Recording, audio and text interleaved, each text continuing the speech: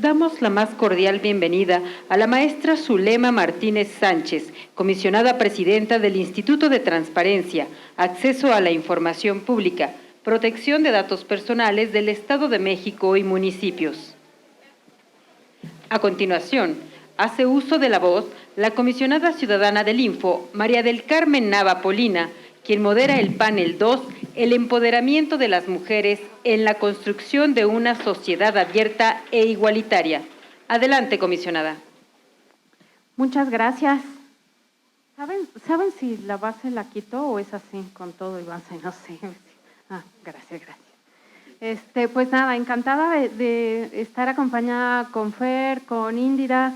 La verdad es que un poco lo comentábamos previamente de estar en este espacio para poder generar ideas nuevas, sobre todo en la búsqueda de soluciones, de qué alternativas tenemos para solucionar, para construir, para revertir la violencia en contra de las mujeres. Y en este sentido, la mesa que desarrollamos es para justo cómo nos empoderamos, cómo podemos hacer uso de las herramientas de apertura institucional, de rendición de cuentas, de transparencia, en fin, todo lo que esté en nuestras manos para generar una sociedad abierta, inclusiva, paritaria, en fin. Creo que en ese sentido lo que puedan comentarnos ustedes será de gran valor para todas nosotras acá. Me gustaría mucho referir brevemente una experiencia que ahora quienes participamos el domingo en la marcha, el 8M, lo que vi en el trayecto, no sé si coincidan ustedes, no sé si estuvieron, seguramente sí, me hago un poquito para atrás, es que creo que una de las características de mujeres es que en general hay una tenacidad, una convicción y llevarla a las últimas consecuencias pese a los obstáculos que tengamos. Incluso al momento de llegar al Zócalo de la ciudad, había la noche anterior un concierto y dejaron varias de las tarimas, de los tubos, de las, en fin, ahí, y entonces uno tenía que brincar, ¿no?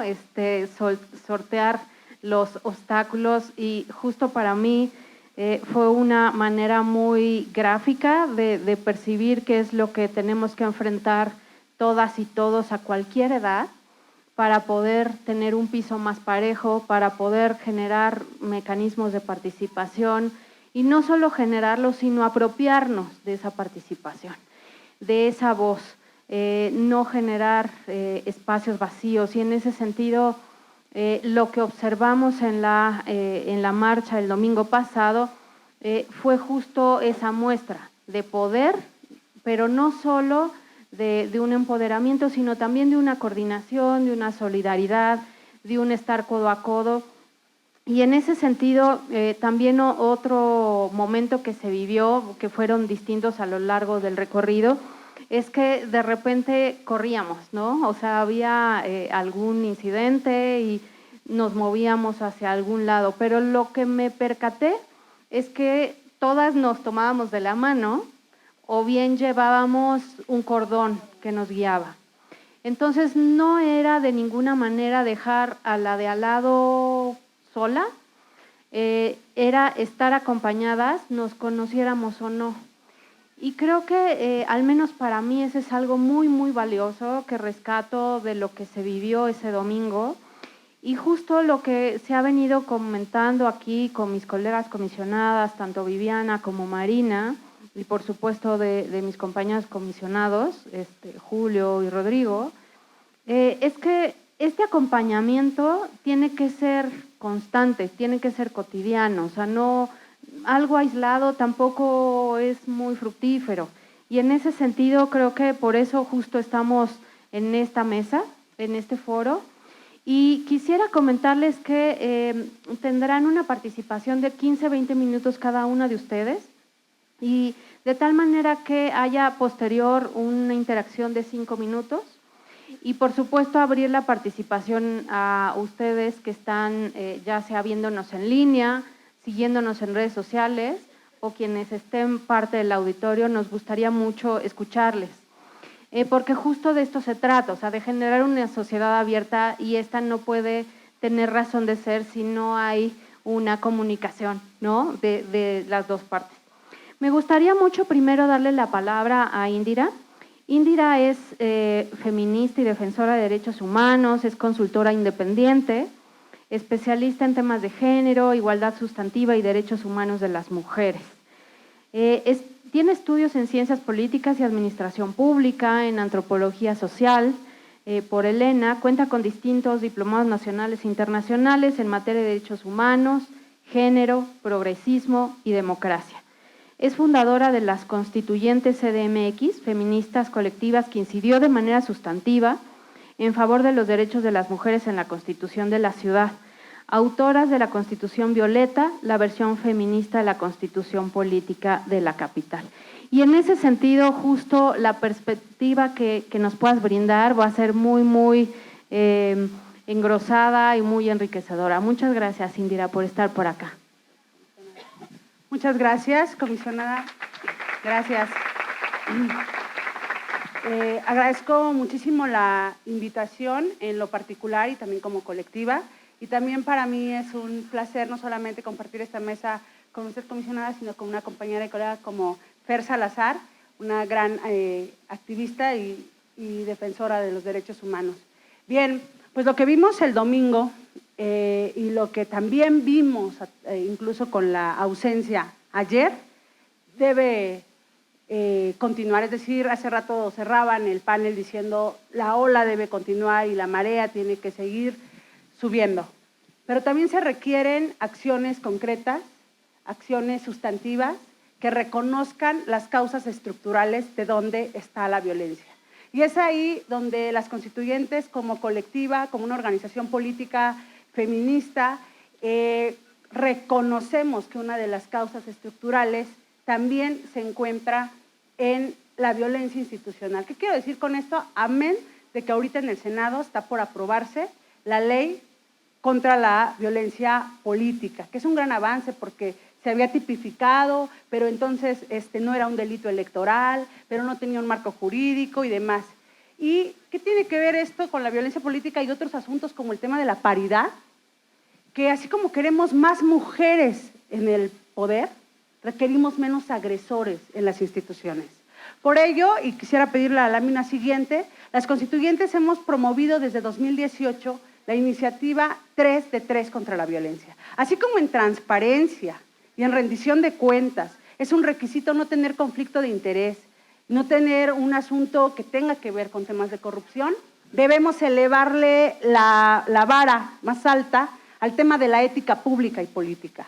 Requerimos que sea un requisito indispensable, obligatorio para todos los cargos de elección, para todos los cargos de designación y para todos los cargos de concurso, no ser deudor de pensión alimenticia, no ser acosador sexual y no ser agresor por razones de género. Había quien nos decía, bueno, pero acosador ya es agresor. Digo, bueno, es que ¿quién piensa que ser acosador y no llegar a consumar una agresión no lo es? Y no basta no mentir, no robar y no traicionar como una ética en la vida pública. Requerimos complementar a la lucha contra la corrupción una lucha clara contra la impunidad. Para nosotras las mujeres, el pacto patriarcal entre agresores que tengan un doble poder: uno, el privilegio de ser un hombre; dos, el privilegio que le otorga o el alcance que le puede otorgar el cargo de poder. Y en este momento nos enfrentamos en una emergencia nacional donde también vemos obstáculos como claramente este himno feminista mundial que nos regalaron desde Chile, se ha vuelto un himno. El patriarcado es un juez, pero también puede tener cara de magistrado, del Ministerio Público, de quien administra cualquier tema, de quien entorpece cualquier proceso para el libre acceso de nuestros derechos. Entonces, a mí me era muy importante que cuando hablábamos y recibíamos la invitación del Info a este foro en el marco del Día Internacional de las Mujeres, me parece que es un marco que no es igual al de otros años.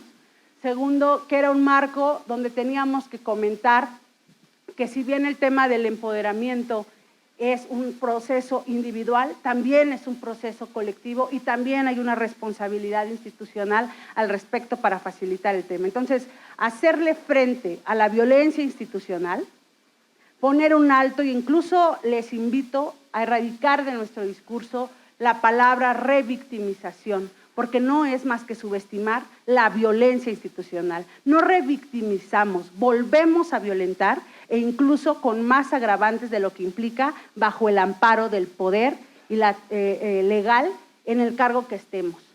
Legislamos, o más bien legislan desde los prejuicios, administran desde los estereotipos de género, generan políticas públicas desde las concepciones basadas en un sistema heteropatriarcal y heteronormativo.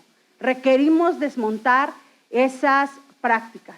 Y para desmontarlas, quisiera irme a 4 láminas más adelante, por favor. Debemos, no sé quién está allá en la... Otra. Más. Otra. Ahí está. La despatriarcalización. Quiero hablarles de este proceso, que es un proceso individual y colectivo, permanente, para desmontar todo tipo de prácticas, de conductas, de costumbres y de relaciones políticas, económicas, sociales, culturales, institucionales e interpersonales, todas las prácticas que promuevan, que agudicen, que generen, que profundicen desigualdad, es una práctica patriarcal. Al machismo, al sexismo y a la misoginia los hemos adjudicado como los únicos rostros o los más visibles rostros del patriarcado. Sin embargo, este tiene tentáculos y distintas caras, incluso muta, incluso se sofistica y se vuelve casi imperceptible, se naturaliza. Y hay que decir que el centralismo es patriarcal, porque genera desigualdad para quienes no tenemos las mismas posibilidades de acceso si no se descentraliza, y la descentralización va más allá de cambiar de un estado a otro una oficina burocrática. Tiene que ver con la accesibilidad. El adultocentrismo es patriarcal. Estás chava, hasta el término te chamaquearon. Pero la adultofobia también lo es. Ya estás vieja y ahora nos quieren decir que hay que te cuide tu abuela cuando hay una corresponsabilidad del Estado para garantizar, del Estado, del mercado, de la comunidad, de las familias, para garantizar temas como el cuidado. El racismo es patriarcal, el clasismo es patriarcal, la gordofobia es patriarcal. Todo lo que genere, agudice y promueva desigualdades lo es. Y la idea es cómo nos despatriarcalizamos. Las compañeras bolivianas equiparan la despatriarcalización como que la despatriarcalización es a hombres y mujeres lo que la descolonización a los pueblos. Y requerimos descolonizar el machismo y todas las prácticas de desigualdad que reproducimos. En ese sentido, también debemos recordarle la corresponsabilidad no solo a las instituciones del Estado, sino también a otros entes del Estado como la iniciativa privada. Quisiera regresarme 4 láminas, para poder hablar. ¿Me ayudan en la consola, por favor, regresando 4 láminas? ¿Otra más? Ahí está bien. ¿Cuál es el compromiso hoy de todas las empresas que ayer se sumaron convenientemente o no al paro? Quisiera desde las constituyentes transmitirles esta iniciativa que hemos promovido y hemos estado registrando para generar un ISO, así como la NOM 035, las normas oficiales, que no basta con que nos den permiso, porque además es tan patriarcal el Estado que cuando las mujeres decidimos parar, ellos se alistaron a darnos permiso. ¿Cuál es el compromiso hoy? Quisiera leer los 10 puntos para con esta certificación. La siguiente lámina, por favor. Los primeros 5 es que también incorporemos a los requisitos contractuales, el tema del 3 de 3 en los cargos públicos, también Hace rato el panel pasado decía que hiciéramos entrevistas hombres y mujeres, que le quitáramos la foto, demás. Bueno, pues también tendrá que ser requisito en lo laboral, pues no ser deudor, no ser acosador. Esto de nos reservamos el derecho de admisión, hay que ponerle aquí a los agresores, no. Segundo, personal capacitado en materia de derechos humanos, no discriminación e igualdad sustantiva. Debe ser un requisito. O sea, literal, hasta para las alcaldías. O sea, aquí en esta alcaldía no se puede dar permiso a quien no cumpla este tema. La corresponsabilidad del tema de violencia no es un asunto del ente de las mujeres, puede ser instituto o secretaría, seguridad pública y procuración de justicia. Tan responsable es el que da los permisos para que funcionen los giros negros, rojos, azules, verdes o arcoíris, como el que tapa los baches, el que corta o poda los árboles, el que pone las luces, el que todo mundo. Entonces requerimos también que este personal esté capacitado. Y si tenemos que reformar nuestra ley de establecimientos mercantiles, lo haremos. Igualdad en el trabajo e igualdad en el salario. Muy bien, tú empresario, ¿te sumaste al paro? Sí. ¿Qué onda con la brecha salarial? ¿Cuánto están ganando las mujeres y cuánto están ganando los hombres? Y el siguiente punto tiene que ver con paridad sustantiva, vertical y horizontal. Porque hay quien tiene, los gerentes son hombres y las trabajadoras de menor rango, mujeres. O hay quien tiene directoras y directores al 50% y al 50%, pero las directoras ganan mucho menos. Entonces, vertical y horizontal. El siguiente punto son mecanismos de campañas de prevención de las violencias y discriminación contra las mujeres. Requerimos, por ejemplo, ¿qué empresa soy? Soy una empresa que pone espectaculares. Ah, muy bien. De cada 10 espectaculares que se te autoricen, 2 tienen que ir con mensajes específicos, de tal forma, con campañas. O sea, no hay una corresponsabilidad. Creemos que solamente le toca a ciertas personas, a ciertos entes y a ciertas responsabilidades. Y también habrá que decir que para algunas personas será conveniente que solo una persona sea el blanco como el titular del Ejecutivo, pero no lo es. Este tema hay que preguntárselo a las alcaldías, a los presidentes y presidentas municipales, a los fiscales, a los MPs, a todas las personas que tengan una responsabilidad pública y política en los 3 órdenes y niveles de gobierno. Ese es un asunto de Estado. Requerimos mecanismos de corresponsabilidad en los cuidados. La siguiente lámina, por favor. Que tengan que ver con lactarios, con guarderías, con licencias de maternidad, con licencias de paternidad. Requerimos que se sumen con acciones, que tengan, con horarios escalonados, con que se hagan cargo de cuál es la condición y calidad de vida de las mujeres trabajadoras que están en su empresa o en su ente o en su institución, porque creemos que el sello violeta tiene que aplicar para tutti mundi. Protocolos de actuación para la atención en casos de violencia contra las mujeres como el acoso sexual. Requerimos no solamente que esto esté en el requisito contractual, sino cuando ya se dio, haya una ruta de actuación. La atención le toca a las instituciones, pero las empresas sí tienen que saber qué hacer, cómo hacerlo, cómo canalizarlo y hacerlo bien. Lineamientos de comunicación social interna y externa con perspectiva de género, derechos humanos y no discriminación. Hay quien pasa de vender su producto a vender estereotipos. Desde el domestícate hasta el día de hoy que estaba yo mostrándoles, no pude incorporar la imagen, de algunas marcas que el día de ayer se sumaron al paro y que una forma de sumarse fue quitar a la mujer que tienen en su logo, ¿no? Tía Rosa, Roma, tal. Entonces, nosotros no queremos que esas mujeres regresen hoy a esa imagen y regresen como estaban, ¿no? Tendrían que regresar hoy 2 a esa marca, o tendrían que regresar de otra manera, además de con el sello violeta, ¿verdad?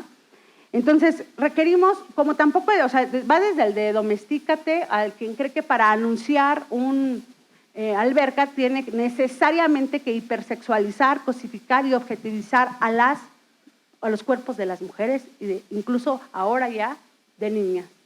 Entonces, pero también cómo están sus lineamientos de comunicación social hacia adentro, hacia el interior, cómo se comunica con sus empleadas, con sus empleados. Tenemos que revisarlo.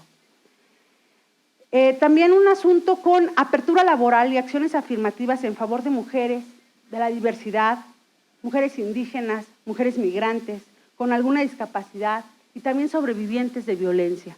Requerimos acciones afirmativas de apertura laboral que tengan que ver, o sea, el compromiso de las empresas y de los entes socialmente responsables no es solo usar popotes reciclables, sino se suman a una lucha, a un compromiso sustantivo que atienda causas estructurales de la violencia. Y también el asunto de licencias laborales por casos de violencia. Las mujeres en situación de violencia se enfrentan a distintos temas, entre ellos denunciar no es nada fácil, y ya cuando lo hicieron, hay un tema de círculo, en el panel pasado también hablaban de la autonomía económica. Sí, pero también las mujeres perdemos nuestro trabajo en cuanto que si tengo que ir a la audiencia, que si tengo que ir al psicólogo, psicóloga, que tengo que estar atendiendo mi proceso jurídico, que no estoy en condiciones psicoemocionales, físicas para atenderlo, y debe haber una licencia por términos de violencia e incluso un seguro si lo que causó el tema es la violencia de género por parte de los entes públicos, lo dejo ahí, porque ahí entran instituciones, entran universidades, entran empresas, y al amparo de la autonomía no puede seguir surgiendo nada. La UNAM, al amparo de la autonomía, protegió acosadores, protege agresores, protege deudores. Y lo tenemos en todos los niveles.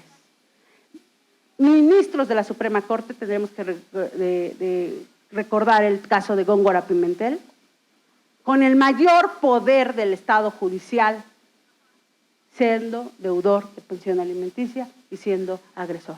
Por eso estas iniciativas tienen que ir de la mano, el 3 de 3 contra la violencia y demás. ¿Cómo voy de tiempo? Ya termino con esto. Sí, termino. Hoy en la mañana, en redes sociales, la siguiente imagen, me encontraba con esta imagen bajo el hashtag nosotras tenemos otros datos. La verdad es que ya no pude ni poner el hashtag, digan que bajamos la imagen. Muchas gracias a todo el equipo, porque mientras venía para acá vi la iniciativa en redes y me parece valioso por 5 temas. Uno, es una narrativa increíble para no perdernos de lo que sucedió este sábado, el domingo, bueno, el sábado con la cadena, el domingo con la marcha, ayer con el paro.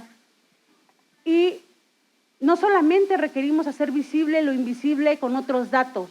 ¿Que cuántas fuimos en la marcha? Pues nosotras tenemos otros datos. ¿Que cuántas fuimos en el paro? Pues nosotras tenemos otros datos. Viene Beijing más 25. Bueno, si es que el coronavirus o el conveniente coronavirus lo permite. También nos permitirá decir qué datos somos los que tenemos las mexicanas. Que si mi alcalde está informando esto, pues nosotros tenemos otros datos. Que si tal dependencia está informando lo otro, nosotros tenemos otros datos. En septiembre vamos a estar inundadas de informes de gobierno en lo local, en lo estatal, a los gobernadores, ¿no? En lo federal. Nosotras tenemos otros datos. Todos los días en la mañanera, pues resulta que nosotras tenemos otros datos. Entonces, ¿cómo empoderarnos? También haciendo uso de nuestros derechos, de la información. Esa es el punto de partida de instituciones abiertas. El tema a estar informadas, el acceso a la información, a la transparencia, como principios básicos de la democracia. No puede haber un régimen que se diga democrático sin la participación sustantiva de las mujeres y sin la participación sustantiva de las organizaciones de la sociedad civil. Yo, la verdad es que tengo una interrogante. Beijing más 25, se me enchina la piel de saber que en 1975 la primera conferencia contra las mujeres fue en México y que vuelva a ser ahora justo cuando México está siendo un epicentro violeta para el mundo muy importante. Pero me pregunto si es la previa para París y si es con organizaciones de la sociedad civil. La verdad es que no sé si el gobierno, entre los informes, al darles la bienvenida a las organizaciones de la sociedad civil de otros países, les muestre la circular 1. donde se nos dijo que no existimos a las organizaciones de la sociedad civil, donde se nos dijo, o sea, no todos somos amigos de Foxy Beauty Viescas. Por mucho, y con esto termino mi participación, el marco jurídico en materia de derechos humanos en todo el mundo ha sido gracias al movimiento feminista y amplio de mujeres. Por mucho, y aunque nos quieran borrar, el movimiento vigente, progresista y más revolucionario es el movimiento feminista. Muchas gracias.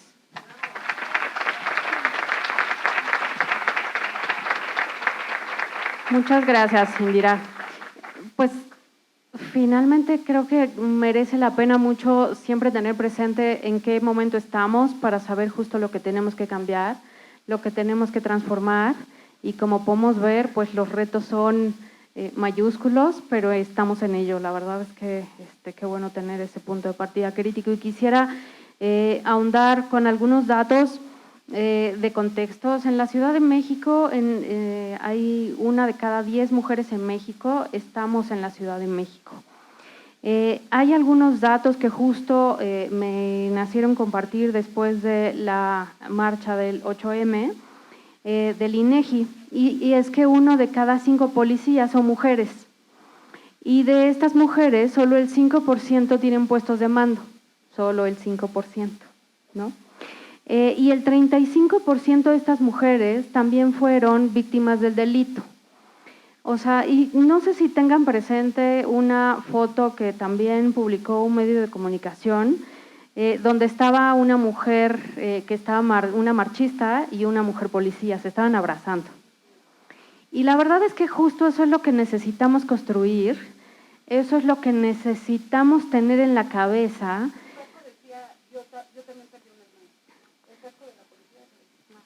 El casco de la policía decía, yo también perdí a una hermana. Eso es lo que decía, por eso se acercaron. Sí, y justo, o sea, casos como este son los que tendríamos que resaltar, o que al menos a mí me gustaría resaltar, porque es todo lo que nos hace falta. Y creo que sí tenemos la materia prima para hacerlo realidad. Y bueno, nos estamos ocupando de ello, insisto. Y me gustaría presentar a María Fernanda Salazar Mejía. Ella es politóloga de la Universidad Iberoamericana con estudios de maestría en estudios latinoamericanos de la UNAM. También tiene la maestría en Derecho Constitucional y Derechos Humanos por la Universidad Panamericana. Fue directora de la Unidad de Transparencia del Senado de la República y consultora técnica de ONU Mujeres en los temas de participación política, violencias políticas contra las mujeres. Actualmente es directora senior en Impacto Social Metropolitan Group, empresa en la que se desarrolla estrategias de comunicación para cambio social. Fue integrante de la delegación mexicana del Women's Forum en Toronto 2018. Muchas gracias, Marifer, por estar con nosotros. Muchísimas gracias. Muchas gracias. Pues antes que nada agradecer a InfoCDMX por la invitación, a María del Carmen, muy honrada de estar aquí con Indira, a Irán también por la invitación, y pues muchas gracias a todas y a todos por su asistencia. Yo también preparé una presentación, pero antes de eso quisiera, justo ya lo comentaba Indira, pues en el marco del Beijing +25, pues preguntarnos cuáles son los avances y cuáles son todos los retos que todavía tenemos. Yo quisiera recordar que en términos de derechos humanos hay algunos principios que son la característica intrínseca de los derechos humanos, que incluyen la interdependencia y la progresividad. Y cuando estaba cuando estaba preparando la presentación y pensando desde dónde podía abordarla, era precisamente entender que el acceso a la información es uno de esos derechos que facilitan el acceso a otros derechos humanos, y de ahí su importancia. Y entonces preguntarnos, cuando hablamos de acceder a la información, ¿de qué información estamos hablando? Y eso es un poco el enfoque que quise darle a mi presentación, porque así como dicen muchas veces que lo que no se nombra no existe, yo también pensaría que en realidad lo que no se nombra es descartado muchas veces de manera intencional. No es que no exista, porque existe y ahí está, y además puede existir abundantemente, ¿no? Las mujeres somos el 50% de la población, entonces sería difícil pensar que alguien que trabaja en generar información no piense que las mujeres existimos. Entonces, ¿qué pasa? Más bien somos sistemáticamente descartadas al momento de analizar la información y de generar información que sea útil para abordar dos cosas. Primero, las diferencias que puedan existir entre hombres y mujeres, y segundo, generar información que nos acerque a la igualdad en el ejercicio de los derechos. Entonces, bueno, voy a pararme para poder presentar con más facilidad. Si me pueden ayudar a pasar la lámina, por favor.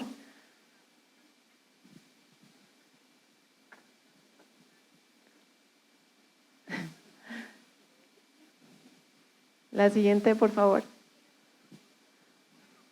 Gracias.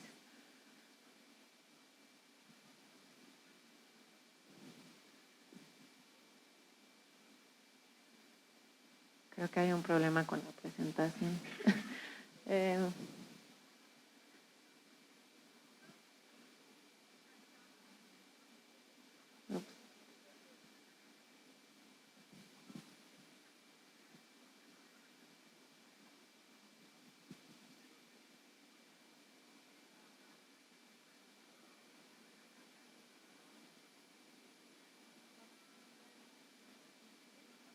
Sí, y se los mandé también.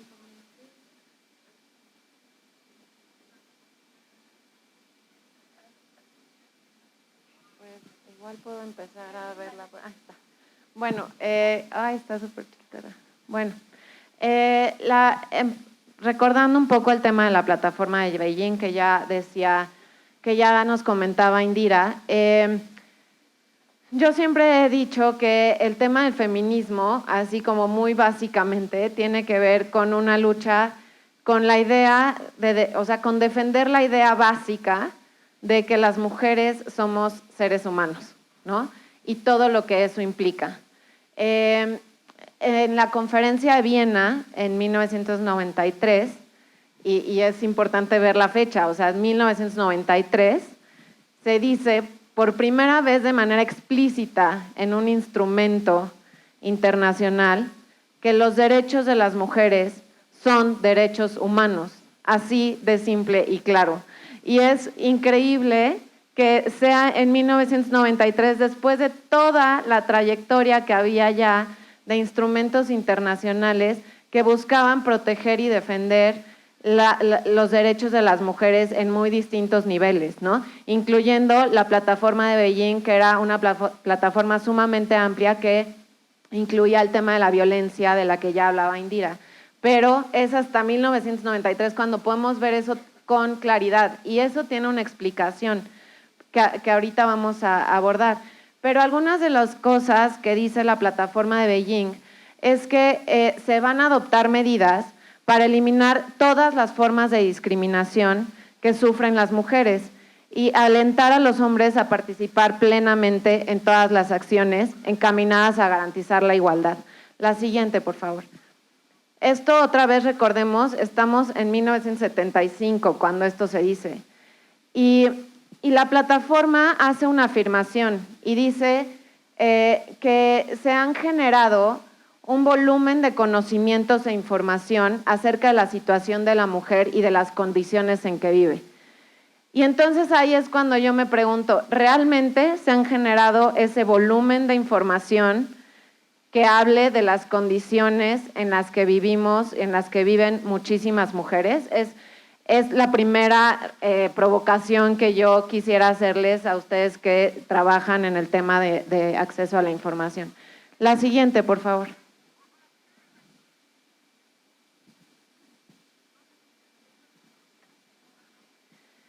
Y aquí es cuando, aquí es cuando yo, quizá de manera también provocativa, quiero meter un concepto que, por supuesto, además en los últimos días, y además Indira ya lo hizo, que es el del patriarcado, ¿no? Lo escuchamos en todos lados, es ya como algo que, ¿no? Está por ahí, por doquier, ¿no? En las conversaciones y todo, pero a veces hace falta recordar de qué hablamos cuando hablamos del patriarcado y cómo se relaciona con cada uno de los aspectos que, como ya decía Indira, a veces hasta de las maneras más sutiles está ahí, está ahí presente. ¿Y qué tiene que ver entonces el patriarcado con la información? Primero, tiene que ver con el hecho de que el hombre, desde siempre, históricamente, fue planteado como el referente del ser humano. Por eso ha sido tan problemático para las mujeres defender la idea de que somos seres humanos, porque el parámetro de lo humano ha sido siempre planteado desde la idea del hombre, desde la representación del mundo y del trabajo que ha hecho el hombre. Las múltiples divisiones en las que se han generado a partir del ser mujer y del ser hombre, como la cultura y la naturaleza, están en el centro de todas las consecuencias que hemos tenido para entender la falta de acceso a nuestros propios derechos. Como ya decía Simone de Beauvoir, la representación del mundo como mundo mismo es el trabajo de los hombres. Lo describen desde su punto de vista, pero cometen el error de pensar que es universal, que su visión aplica a todo lo que existe en el planeta, ¿no? Entonces, ¿qué pasa cuando pensamos en la información? La brecha de género en la información es causa y consecuencia de este pensamiento. O sea, es decir, cuando estamos generando información, se está generando desde una visión única, que es la visión del hombre, sin considerar las necesidades y las particularidades de las realidades que enfrentan las mujeres día a día en muy diversas comunidades y formas de convivir. La siguiente, por favor. Hay multiplicidad de ejemplos. Yo hace unos días, en un Sanborns, me encontré esta revista que está aquí, que es Scientific American, y que en marzo le dedicó el número a hablar del tema de mujeres.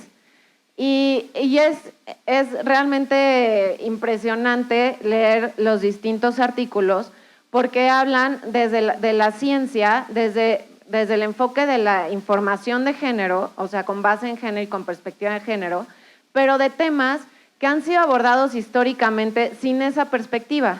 Entonces, nos dan ejemplos desde cuando se estudiaba el cerebro de hombres y mujeres para reafirmar la idea de que éramos diferentes, pero además reafirmarla con un sentido de decir, pues como el cerebro de la mujer pesa menos, entonces piensan menos, y entonces ¿no? O sea, no somos iguales.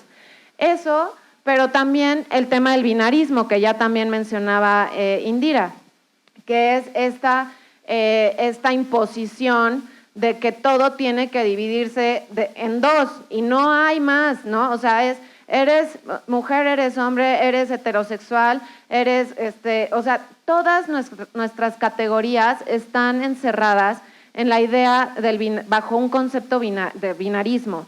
Y eso se ha impregnado en la ciencia de una forma impresionante, a tal grado que hasta hace muy poco, en 2018, se publicó un artículo que por primera vez cuestiona este debate sobre el cerebro de hombres y mujeres desde la perspectiva de estar analizando sección por sección del cerebro, más allá de cómo el cerebro articula distintas reacciones en distintos momentos que son iguales en hombres y mujeres, y entonces tratar de entender el funcionamiento desde una perspectiva mucho más integradora, ¿no? Y eso es impuesto desde el binarismo, porque no entendemos otra forma de ver el mundo que no sea blanco y negro. Las enfermedades del corazón, ¿no? Entonces, hay enfermedades del corazón que atacan principalmente a mujeres, ¿no? Y entonces durante décadas han tratado los doctores de decir, bueno, pues es que sí tienes esta enfermedad que tiene un nombre larguísimo y muy complicado, pero es exclusiva de las mujeres y mata a muchas mujeres porque genera muchos infartos. Pero el problema es que el corazón se ha estudiado desde el corazón de los hombres. No se les ha ocurrido pensar, bueno, quizá por temas fisiológicos de las mujeres, desde que dan a luz, o sea, una serie de cosas que por supuesto hacen que nuestro cuerpo funcione de manera diferente, el corazón pueda funcionar de manera diferente. Y por tanto, hasta hoy no se tiene una solución, una cura para esta enfermedad, porque hasta hoy no se había explorado, hasta ahorita están empezando ese tipo de estudios, de tratar de entender por qué ciertas arterias van de un lado y van del otro en diferentes formas en hombres y mujeres. El Alzheimer, ¿no? El Alzheimer también tiene unos componentes que se distinguen entre hombres y mujeres. Los hombres, por ejemplo, que padecen más cosas como la apnea, esa es una causa más asociada al Alzheimer de los hombres. Pero las mujeres, por el tema de los estrógenos, por enfermedades como depresión, etcétera, que por supuesto también están asociadas al medio ambiente en el que se desenvuelven las mujeres y los hombres, y el manejo muchas veces del estrés, etcétera. Entonces, esas enfermedades tienen componentes que son distintos entre hombres y mujeres y hay que entenderlos para poder abordarlos. El periodo menstrual. Se sabe hoy que las niñas están teniendo su periodo mucho más temprano que antes. Y eso tiene que ver con la alimentación, con factores ambientales como el estrés y con muchas otras cosas que además van a tener efectos en su salud en el largo plazo, incluyendo el tema de un mayor consumo por mayor periodo de tiempo de pastillas anticonceptivas. Y una cosa que dice esta revista es que el uso de pastillas anticonceptivas por largos periodos de tiempo es el mayor experimento médico sin control que ha habido en la historia de la humanidad.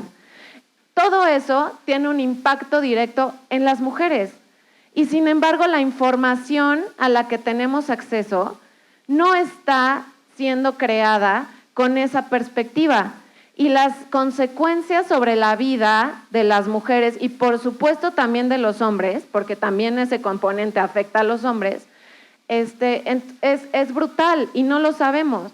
Entonces nos tenemos que volver a preguntar de qué hablamos cuando hablamos de acceso a la información con perspectiva de género. La siguiente, por favor. Y esto nos lleva a reflexionar sobre el tema de las narrativas y del relato único, ¿no?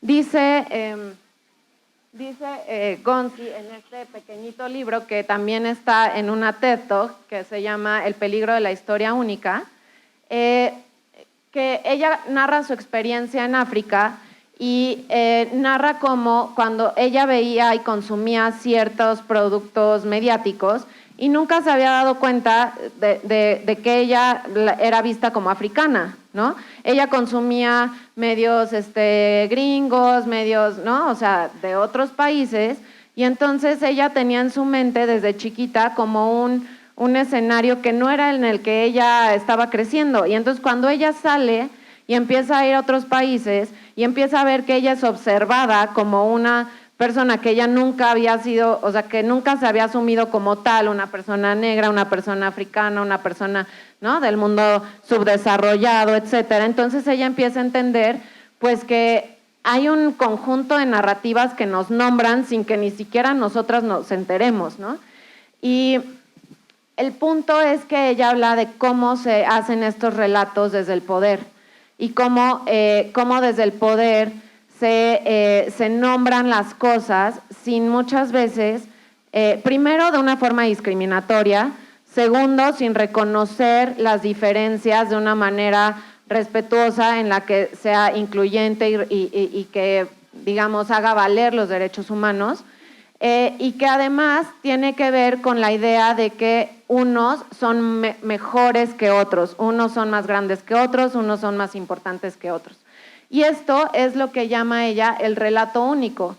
Y las historias hay que ver, para este tema de acceso a la información, hay que ver quién está contando las historias, desde dónde las está contando, porque la información construye historias. O sea, cuando nosotros pensamos en narrativas, las narrativas son conjuntos de historias y muchas veces estas historias se apoyan en datos. ¿Qué pasa si nosotras hemos creado un mundo, bueno, los hombres han creado un mundo en el que las mujeres tienen un cerebro más pequeño, entonces piensan menos, y entonces las niñas, como pues por ser del sexo femenino, entonces valen menos, ¿por qué van a ir a la escuela? Si de todas formas no van a aprender lo mismo que los hombres. En que las niñas pues son más débiles, entonces ¿por qué van a hacer ciertos deportes? O sea, todos esos datos, toda esa información que se ha construido a lo largo de la historia, va permitiendo a quienes detentan el poder sustentar esas historias. Entonces, ¿por qué es importante romper con esos datos y crear nuevos datos y crear nuevas historias a partir de los datos? Porque solo así podemos sustentar las historias que queremos que sean contadas. Y eso lo estamos viendo ya, y eso sí, por supuesto, es un avance. Cuando vemos las historias de niñas que hacen ciertos deportes, las mujeres que participan en ciertos ámbitos, que las mujeres sean líderes políticas, etcétera. Por supuesto que eso va ayudando a romper esas historias, pero estamos todavía muy lejos de poder cambiar por completo esa narrativa. La siguiente, por favor. Hay un experimento, no sé, espero no repetir algo que hayan dicho en el panel de brecha de género, pero hay un experimento que se hizo con el tema de Siri, ¿no? Y hay un documento me parece que de UNESCO, que se llama Si me pudiera sonrojar.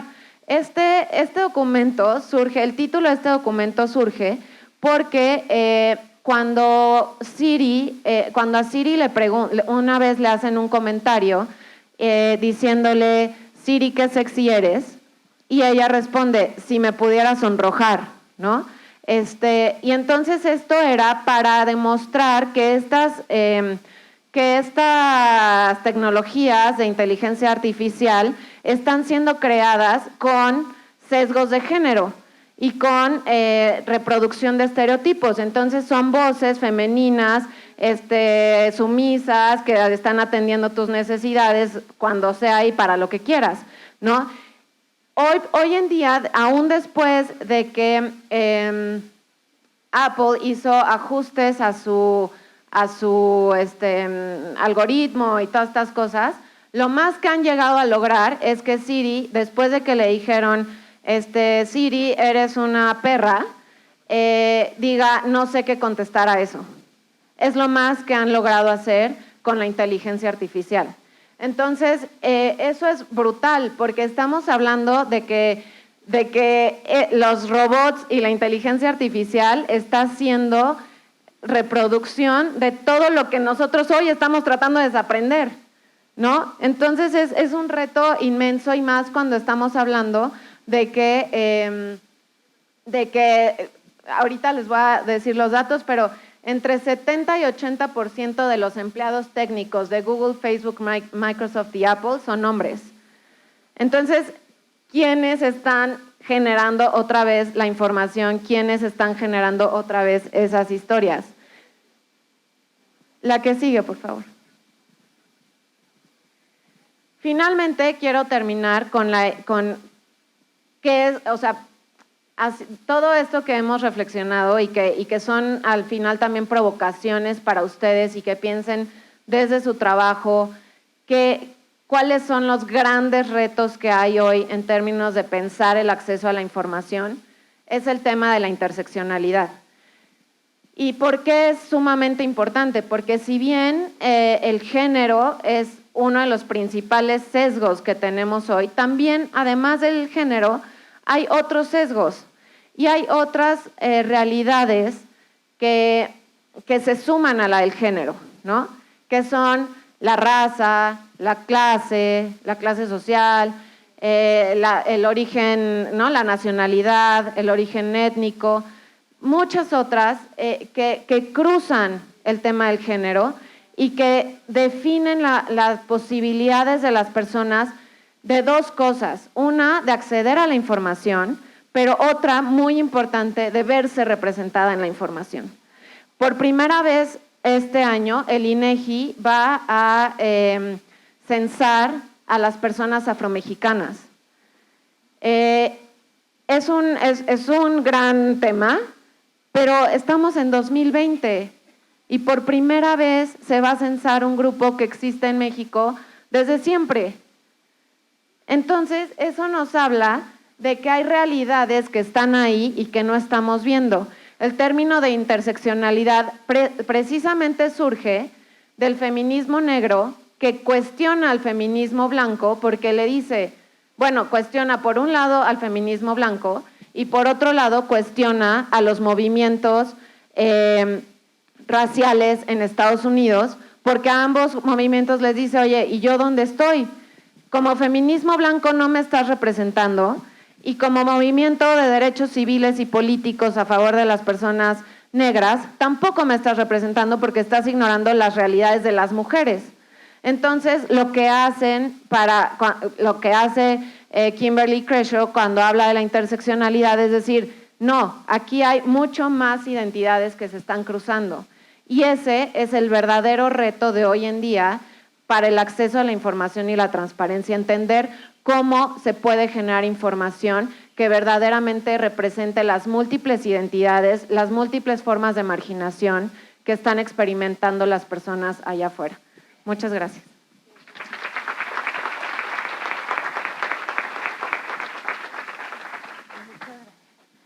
Muchas gracias, Mafer. Pues la verdad es que sí son muchos datos, muchas perspectivas bien interesantes que damos por sentado que son así, que deben de seguir así, pero no. O sea, creo que justo nuestro reto es cómo podemos cambiar, cómo podemos contribuir.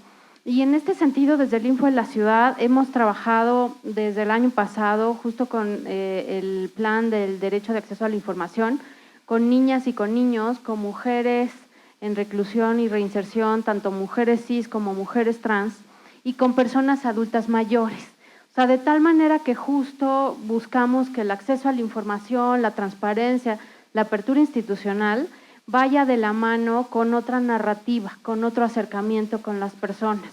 Porque en efecto sí hay justo este tipo de derechos, o sea, el derecho de transparencia, de acceso, la exigencia, rendición de cuentas, tiene que ir acompañado hacia un enfoque, hacia personas, hacia grupos que no necesariamente están familiarizados ni son usuarias de estos derechos. Y mucho menos, pues, exigirles, ¿no? O sea, exigir este derecho de acceso a la información, de derecho a saber. Y quisiera comentar, hacerles un par de preguntas, quizá por los tiempos también abrir las preguntas a las personas que están, si les parece bien a ustedes, por supuesto, por sus tiempos, que empezamos un poquito más tarde, el micrófono a la audiencia, pero quisiera plantear previamente algo, o sea, ¿cómo podemos desde la apertura, desde este tipo de acceso a la información, de transparencia, incluso desde el uso del lenguaje sencillo, poder acercarnos, poder generar mucho mayor equidad, ¿no?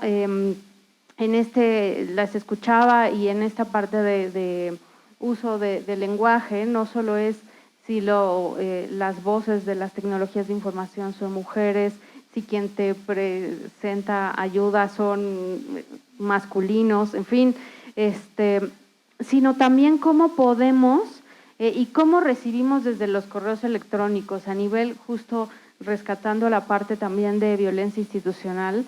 No sé si violencia, digo, a partir derivado de un oficio, sino más bien invisibilización de los géneros a partir de yo misma he recibido de comisionado María del Carmen Nava, ¿no? Y así de, oye, pues ¿no? Pero digamos, es tan solo un ejemplo de lo que estamos acostumbrados y acostumbradas y nadie protestamos. Entonces, yo creo que parte de ese hacernos presentes es comunicar y comunicarnos de manera adecuada. Y doy otro dato vinculándolo con lo de policías, mujeres policías, es que en el caso de los organismos garantes de transparencia en México, 13 lo presiden mujeres y hay 33. Entonces, todos son, digamos, datos que nos hacen visible qué tanta narrativa, cómo contamos estas historias, desde dónde. Y bueno, quisiera justo hacerles esa pregunta. O sea, ¿cómo podemos utilizar estos derechos de acceso a la información para empoderarnos como mujeres de cualquier edad? Indira, por favor. Sí, muchas gracias. En principio, reconociéndolo como un tema de derecho humano. O sea, la información es un derecho y la información es poder.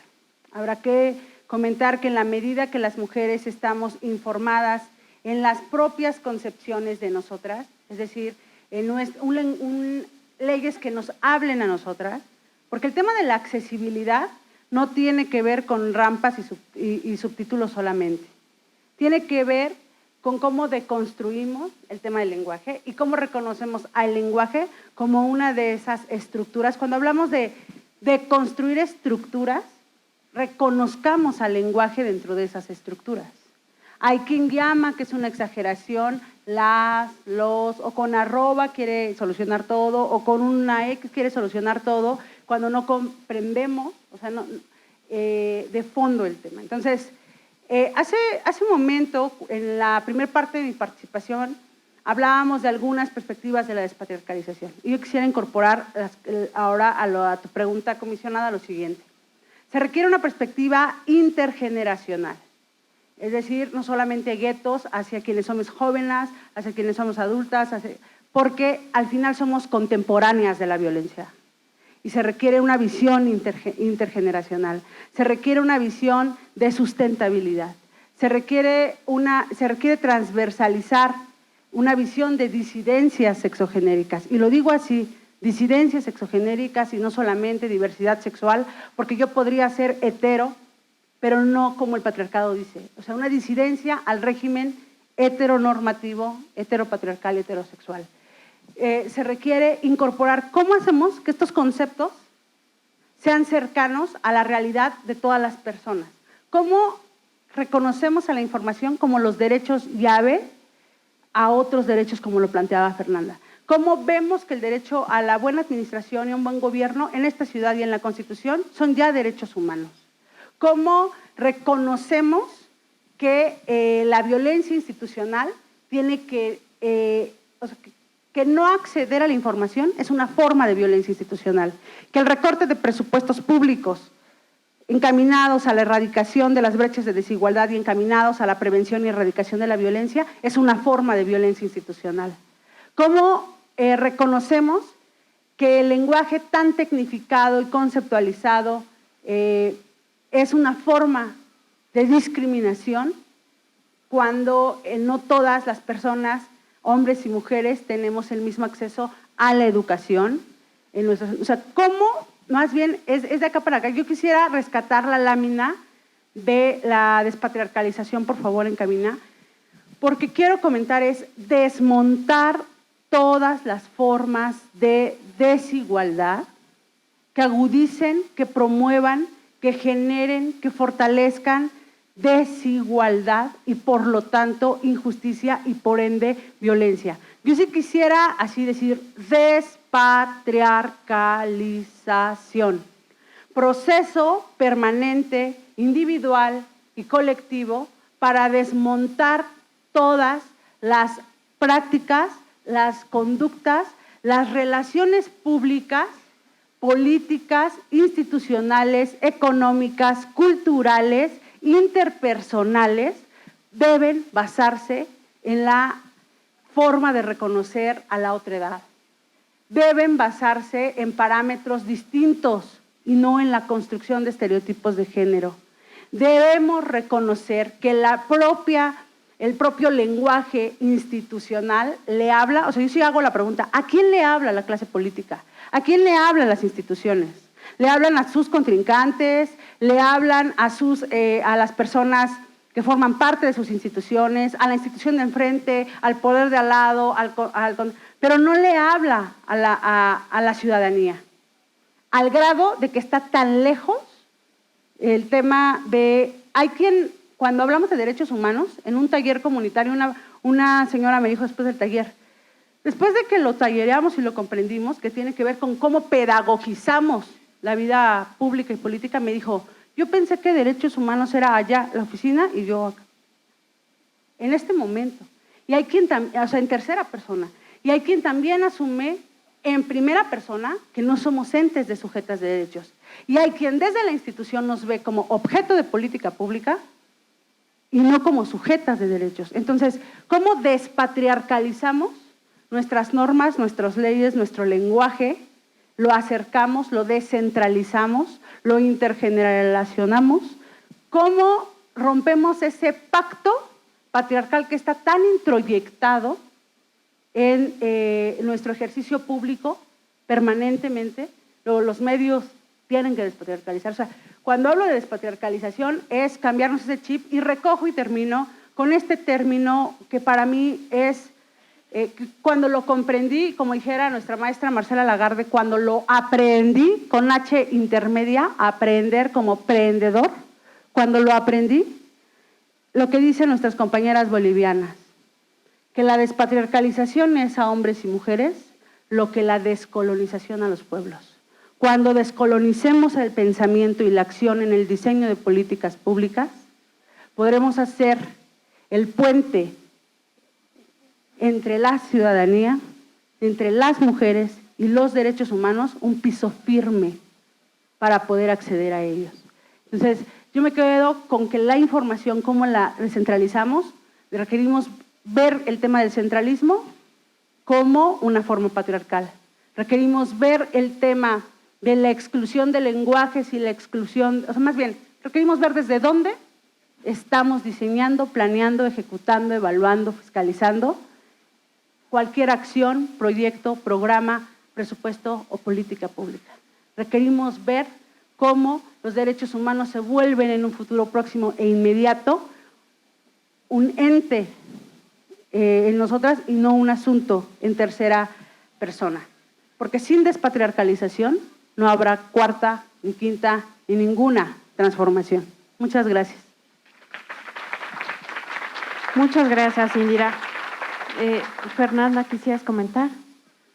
Pues muy breve, sí, yo creo que tendría que ver mucho con el tema de reconocer las diversidades de necesidades en el país, en este tema de información concreto, ¿no? Hace unos días también yo he escuchado una entrevista en el radio a propósito de estos temas de los niños tomando armas en Chilapa, Guerrero, y justamente entrevistaban a gente y alguien decía, bueno, yo ni siquiera sé dónde denunciar, o sea, en mi pueblo ni siquiera hay un ministerio público, yo ni siquiera sé que tengo derecho a educación, o sea, yo no sabía que tengo derecho a esto. La gente no conoce sus derechos. Entonces, si partimos de ahí, pues están por acá las instituciones y por acá está la gente tratando de entender cómo defenderse en un sistema de permanentes violencias, ¿no? Sí, muchas gracias. La verdad es que me están un poco correteando aquí por los tiempos, ¿no? Quienes llevan los temas de logística. Y bueno, solo quería cerrar agradeciéndolas nuevamente, agradeciéndole a la comisionada Peralta que coordinó este evento y que nos sumamos, por supuesto, Marina y yo a estos esfuerzos para poder visibilizarles y visibilizarnos en la perspectiva que tenemos.